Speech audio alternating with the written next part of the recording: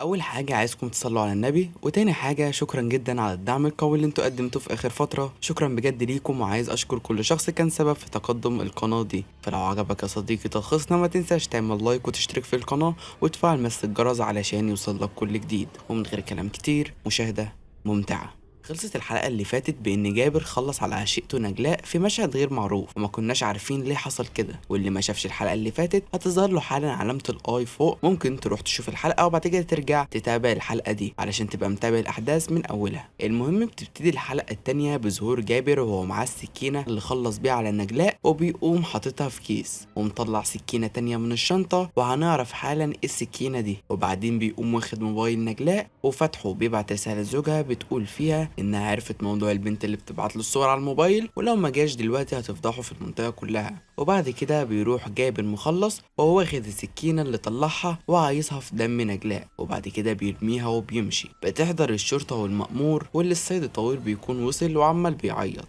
وبيفضل يقول انه وصل ولقاها بالشكل ده. فبعد كده بيوزع الشرطة الضباط في المنطقة، وبيروح للسيد الطويل وبيقول له إنه لو عمل كده علشان يدافع عن نفسه يحكي لهم علشان يشوفوا له طريقة تخرجوا منها، بس لو فضل بالشكل دوت ما فيهاش غير الاحمر. فبيقول له الحاج سيد انه ما عملش حاجه، وكل المنطقه عارفه اني ماليش حاجه في اي حاجه. ووسط الكلام بيجي الضابط وبيقول للمحقق انه لقى السكينه ديت، فبيفرح السيد الطويل على ان السكينه ديت يعني هتحدد مين القاتل وكده. وبالليل بيروح جايب لزينة في بيت مهجور اللي هو حبسها فيه، وبيجيب معاه الاكل وبيدخله لزينة. وبعدها بيروح يحضر الاكل، وبيبان على محي اللي هو جابر يعني انه شغوف جدا في حته الطبخ والترتيب بتاعه. وبيروح يدي السلسله اللي كان هيديها لنجلاء ليها، وبيلبسها لها وبتقول له قد ايه هي حلوه. فبيقول لها انه خلص على نجلاء وخدها منها. ومعلومه في السريع كده، زينه بس هي اللي عارفه حقيقه جابر وعارفه هو بيعمل ايه. وفي وسط ما بيتعشم بتسال زينه جابر متضايق ليه، فبيرد عليها بيقول لها ان سلمى صدعته وعايز يطلقها. ومعلومه تانية، جابر متجوز اخت زينه ومفهمها انه شغال في الاستيراد وكده. فبيقوم جابر قايل لها انه اول مره حس انها بتحبه كانت في سنه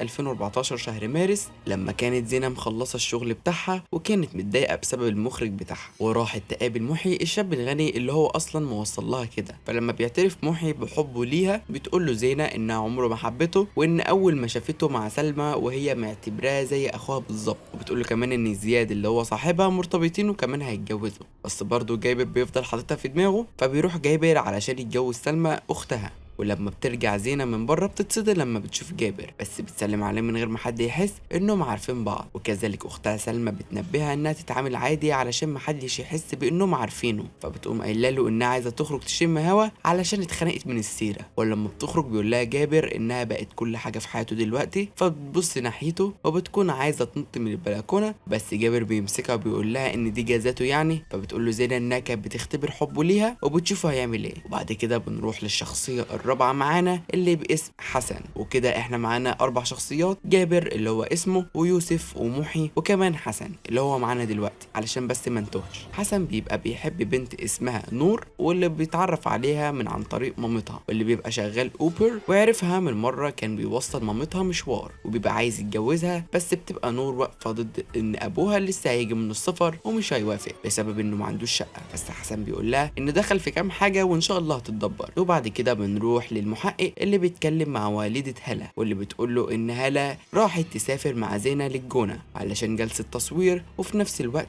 أسرة زينة قالت انها تسافر لدبي علشان كده هربت. فبيبقى الموضوع مش مفهوم من الطرفين، فبيقول للظابط انه هيدور عليهم وفي اقرب وقت هيلاقيهم، وبيطمنها. بعدين بنشوف عم جابر اللي اسمها صباح وهي رايحة تنكد على أمه علشان بترن عليها وما بتردش. وبنعرف إن صباح البيت بتاعها اتهد وراحت قعدت في دار مسنين، وكمان جابر هو اللي بيصرف عليها. فبتقول لها صباح إنها جاية تاخد حقها من البيت اللي هي قاعدة فيه ده، بس بترد عليها هانم أم جابر بإنها من الآخر ولا هتطول سما ولا أرض، والبيت دوت ولا بتاعها ولا بتاع أخوها. وبتحصل مشادة ما بينهم بالألفاظ، وصباح بتمد إيديها على أم جابر وبتضربها بالقلم. فبتقوم على طول متصلة على جابر، ولما بيجي جابر بيتكلم مع امه، وطبعا بتحكي له على اللي حصل وانها ضربتها، وبتقول له اياك بعد كده تدفع جنيه تاني ليها. لما بيقول لها انها قلبها ابيض هيديها ايجار حق القعده بتاعتهم، فبتقول له انه لو دفع مليين تاني ولا هو ابنها ولا هي تعرف. وبعد كده بتيجي فاديه وبتقول لجابر انها كسبت قضيه ورث ابوها، وانها معاه 45,000 جنيه عايزه توظفهم معاه. وبعد الكلمتين الحلوين بيقول لها جابر ان الفلوس دي هتطلع لها 2000 جنيه في الشهر. وفاديه طبعا ما بتصدقش وبتقول له انها هتبقى تجيب له الفلوس. وبيجي اتصال المحقق حازم بيقول له انهم لقوا من العربيه اللي كانت فيها زينه على طريق اسكندريه الصحراوي، بس العربيه بتكون على الابيض وما فيهاش ولا بصمه. وفي نفس الوقت معتز بيقول له انهم لقوا عنوان القصد اللي هم كانوا بيروحوا له على طول.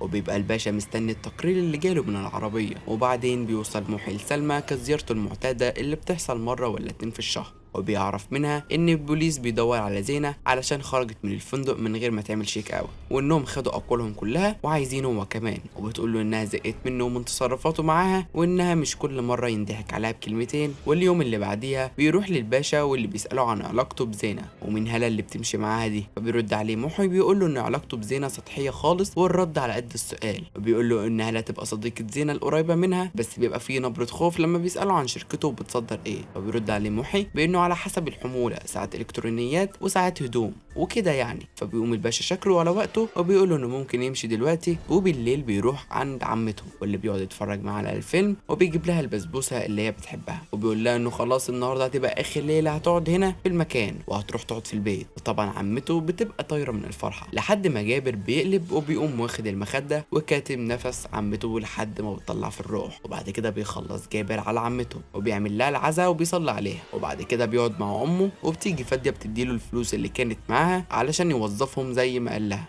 وبيروح المصنع وبيعرف الناس اللي شغاله هناك بان المصنع بقى تحت ايده، واي استفسار عن اي حاجه يروحوا له المكتب. وبعدين وهو ماشي بيجي له رساله من رقم مجهول بتقول له انه عارف كل حاجه. وبتخلص الحلقه التانية على كده. الفيديو دوت سجله ومنتجه كريم اسامه. ما تنسوش الاشتراك وتفعيل زر الاشعارات علشان يوصل لكم الحلقه الثالثه على طول. وكمان ما تنسوش تتابعوني هناك على انستجرام، هتلاقوني اكتر متفاعل هناك وبرد على الكل.